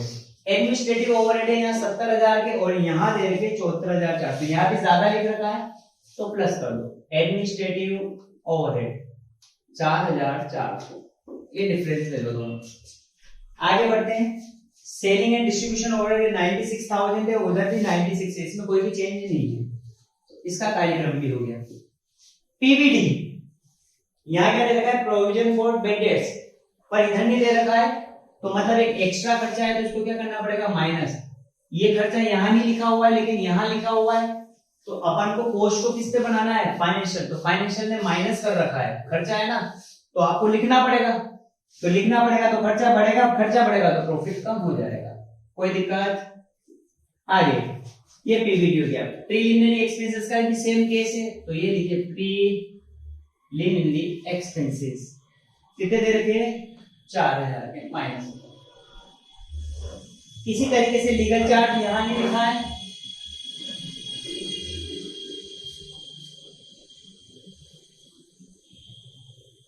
लीगल चार्ज कितना है 1,000, ये इधर से भी हटाना। डन है क्या, लिखना पड़ेगा तभी तो बराबर होंगे। आगे बढ़ते हैं, यानी कि डेबिट साइड तो सारी चीजें होगी। क्रेडिट साइड डिविडेंड रिसीव्ड और इंटरेस्ट रिसीव्ड, क्या यहाँ लिख रखा है, क्या नहीं लिख रखा, पर इसमें लिख रखा है। अपन इसकी बात कर रहे हैं, यानी कि इनकम है, इनकम यानी कि इसमें प्लस कर रखा है, तो अपन को भी क्या करना पड़ेगा, प्लस करना पड़ेगा।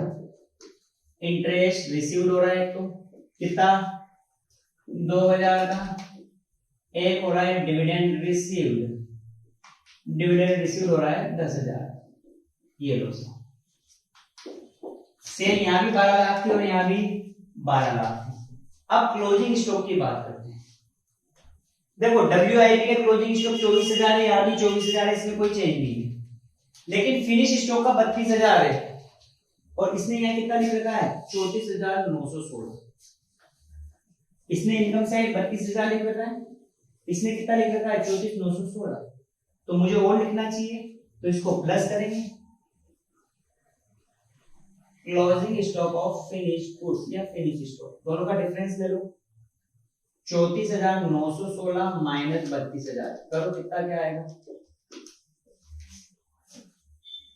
2,916।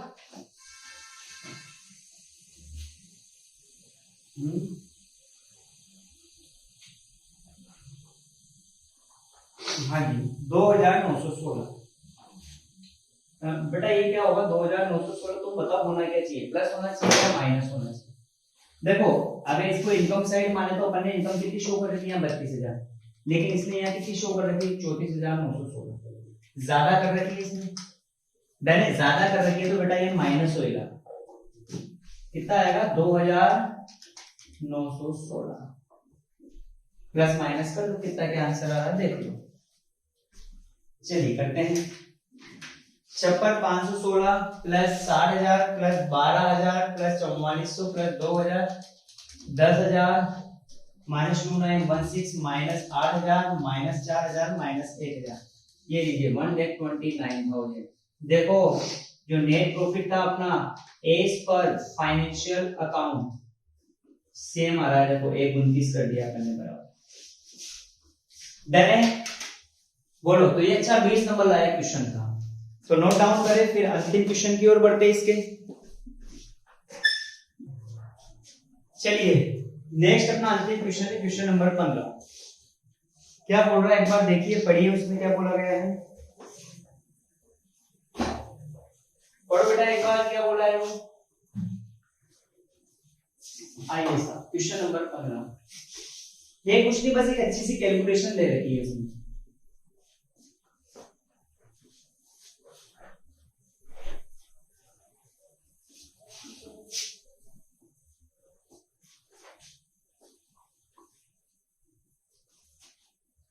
ये लीजिए क्वेश्चन नंबर 15 कि ये कॉन्ट्रैक्टर यानी कि कॉन्ट्रैक्ट पोस्टिंग का है। Who prepare his account each year commence contract number 119। और कब का चालू हुआ कॉन्ट्रैक्ट बेटा, 1 जुलाई 2017 को चालू हुआ है, और ये कॉन्ट्रैक्ट ईयर एंड हो रहा है 31 मार्च 18। तो अगर मंथ की कैलकुलेशन करें तो कितनी, जुलाई अगस्त सितंबर अक्टूबर, यानी कि अप्रैल मई जून 3 महीने डालो, 9 महीने की कैलकुलेशन। आगे बढ़ते हैं। इंफॉर्मेशन दे रखी कि मटेरियल है 2,51,000 का, लेबर है 5,65,600 का, और 4 महीने की सैलरी दे रखी 81,300। तो ये कॉन्ट्रैक्ट अकाउंट बनाते हैं। पापा लिखा पर्टिकुलर अमाउंट, पर्टिकुलर और अमाउंट, ये क्रेडिट साइड होगी अपनी और ये डेबिट साइड। वो ध्यान से समझना, 20 नंबर लायक क्वेश्चन है, इसी पर कैलकुलेशन बढ़िया है। एक तो टू मटेरियल दे रखा है, मटेरियल दे रखा है 2,51,000, सारे खर्चे इधर लिखेंगे और इनकम सारी इधर लिखेंगे। टू लेबर 565,600, फिर दे रखा है टू फोरमैन, वो दे रखा है 81,300। आगे बात करते हैं। मशीन कॉस्ट है 2,60,000 की, जो कितने दिन यूज हुई है, 146 दिन। इसकी लाइफ दे रखी है 7 साल और स्क्रैप दे रखा है 15,000। अगर मैं डेट निकालूं, डेक ऑन मशीन, ये लीजिए डेक ऑन मशीन, तो मशीन की कॉस्ट दे रखी है 2,60,000, स्क्रैप दे रखी है बेटा 15,000 और लाइफ दे रखी है 7 साल। तो इसका डेट कितना आएगा देखो,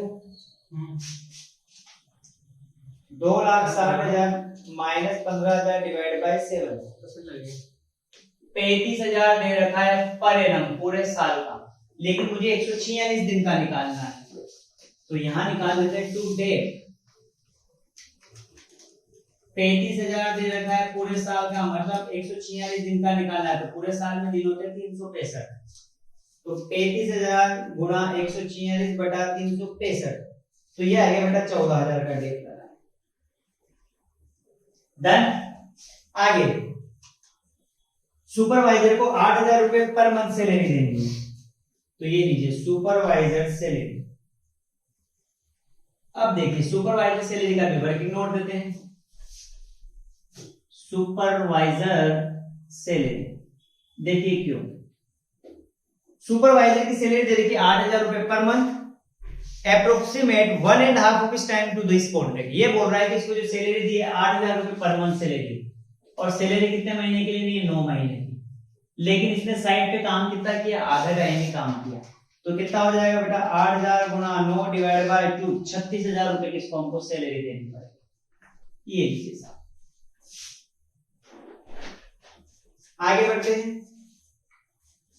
फिर क्या दे रखा है, all other expenses and administration amount को 1,36,500, ये administrative expenses plus other expenses दे रखे हैं, ये दिए हुए बेटा 1,36,500 को।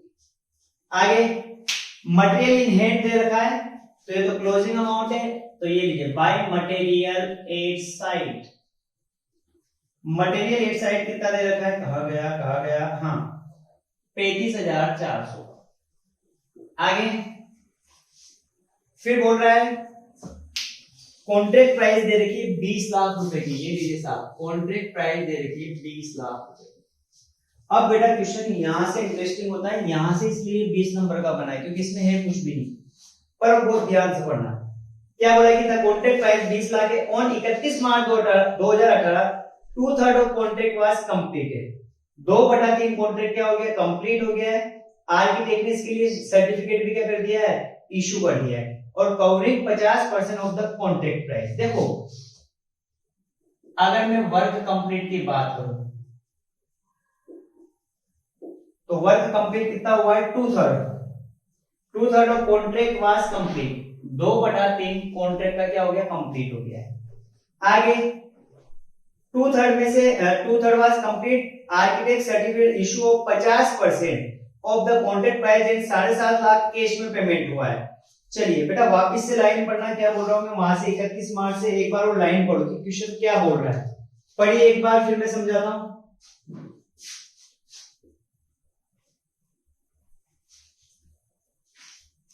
कि मेरा वर्क कंप्लीट हुआ है 2/3, लेकिन आर्किटेक्ट ने जो इशू करा है सर्टिफिकेट को 50% के लिए किया है, यानी कि अगर मैं वर्क सर्टिफाइड की बात करूं तो वो है 1/2 और उसकी वैल्यू कितनी है, 10 लाख। 10 लाख के वो है 20 लाख का 50%,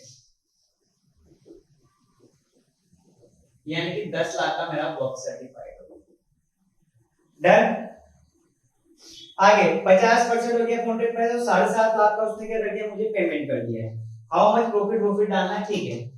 अब बेटा वर्क सर्टिफाइड तो आ गया मेरे पास कितना, 1 लाख। अपन लिखते हैं ना बाय WIB, एक तो लिखते हैं वर्क सर्टिफाइड और एक लिखते हैं वर्क अनसर्टिफाइड।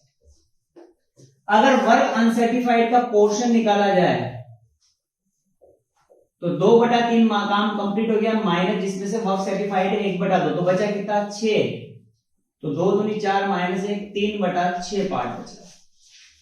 ये बच रहा है 3/6 पार्ट, कि 2/3 माइनस 1/2 करते हैं तो क्या आएगा, एलसीएम लिया 6, 3 दूनी 6, 2 दूनी 4, 2 3 ऐसा 3 आएगा यहाँ। ओके, यानी कि 1/6 पार्ट मेरा क्या है, वर्क अनसर्टिफाइड। लेकिन वर्क सर्टिफाइड की वैल्यू तो दे रखी है, अपने निकाल ली, वर्क अनसर्टिफाइड की यहाँ पे वैल्यू नहीं दे रही। तो चलिए उसके लिए वैल्यू निकालते हैं कि वैल्यू ऑफ वर्क अनसर्टिफाइड। देखो टोटल अगर कॉस्ट की बात करूं तो मेरी टोटल कॉस्ट कितनी आएगी, सारी डेबिट वाली जोड़ दो, कितनी आएगी, यहां से लेके यहां तक का सबका टोटल कर तो 2,51,000, 5 65,600, 81,300, 14,000 का डेट है, 36,000 की सैलरी है, प्लस 1,36,500। और क्रेडिट साइड में कौन सा अमाउंट है, मटेरियल साइड, ये माइनस करो। देखो टोटल कॉस्ट कितनी आएगी, up to cost, up to लिख सकते हैं इसको, अभी तक की कॉस्ट अप टू डेट कितना आ रहा है, करो कैलकुलेटर पे, 10,49,000। ये कॉस्ट अप टू डेट है। कॉस्ट अप टू डेट कितनी दे रही है, 10,49,000। अब ये कॉस्ट कितनी दे रही है बेटा, जितना काम वर्क कंप्लीट हो गया है, अपना वर्क कंप्लीट कितना हो गया था, ये कॉस्ट दे रही है 2/3 कॉन्ट्रैक्ट की। मुझे निकालनी है टोटल कॉस्ट। अगर मैं टोटल कॉस्ट निकालूं तो 10,49,000 की जो कॉस्ट दे रखी है, ये दे रखी है 2/3 की, तो इसको रिवर्स कर दो तो अपन टोटल कॉस्ट आ जाएगी। करिए टोटल कॉस्ट कितनी आएगी, 10,49,000 इंटू 2/3 डिवाइड बाय 6 कर देता हूं मैं, करो कितना आएगा, 10,49,000। हाँ ये आएगा 10,49,000 इंटू 3/2। हाँ 15,73,500 आ रहा है। कितना आ रहा है बेटा, 15,73,500, ये टोटल कॉस्ट है। अब मुझे निकालनी वैल्यू ऑफ वर्क अनसर्टिफाइड, तो ये लीजिए साहब वैल्यू ऑफ वर्क अनसर्टिफाइड।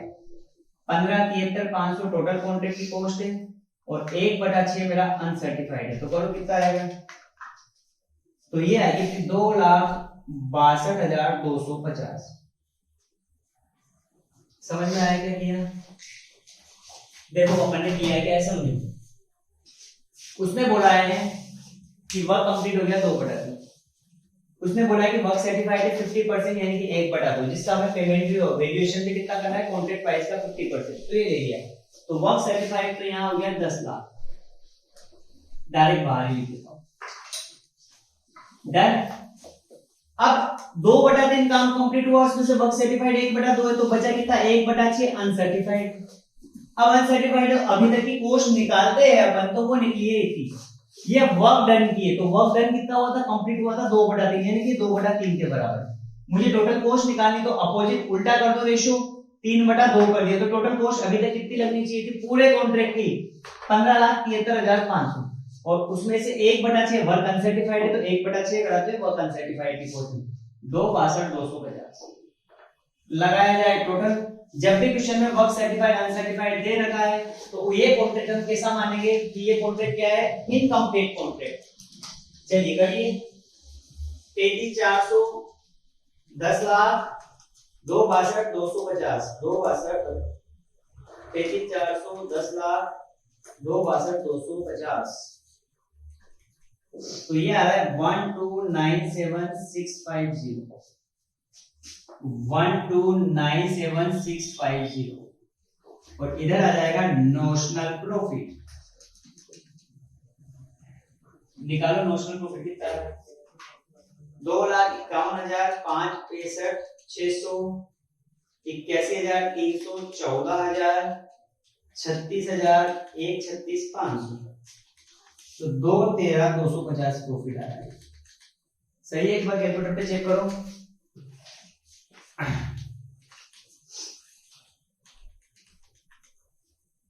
$2,13,250। अब ये 2,13,250 इधर लिखा जाएगा, तो लिखेंगे बाय नोशनल प्रॉफिट है अपना 2,13,250, यही टोटल आना चाहिए, 2,13,250, 2,13,250। कुछ पार्ट प्रॉफिट एंड लॉस में ट्रांसफर करना पड़ेगा, कुछ पार्ट WIP में ट्रांसफर करना पड़ेगा। अब P&L में कितना ट्रांसफर करना है, कोई बताएगा, बोलो। जब उसने बोला कि 50% माल क्या हो गया, अपना कॉन्ट्रैक्ट कंप्लीट है, 50% मतलब 1/2, तो कोई बात नहीं, आधा इसमें ट्रांसफर कर दो और आधा इसमें ट्रांसफर कर दो, तो इसका आधा कर दो डायरेक्ट, 2,13,250 का डायरेक्ट आधा, 106,250,25, सॉरी एक गलत लिख दिया मैंने, 1066 है ना, और बैलेंसिंग फिगर से कितना बचा, 106625। ठीक है क्या, बोलो यहां तक कोई दिक्कत। देखो मैंने तो यहाँ डायरेक्ट करवा दिया तुम्हें कि 1/2 करना है, पर बेटा अगर इसका देखा जाए तो जो कॉन्सेप्ट है, कॉन्सेप्ट के हिसाब से चलते हैं अपन। देखो मैं इधर का रफ कर रहा हूं, समझना।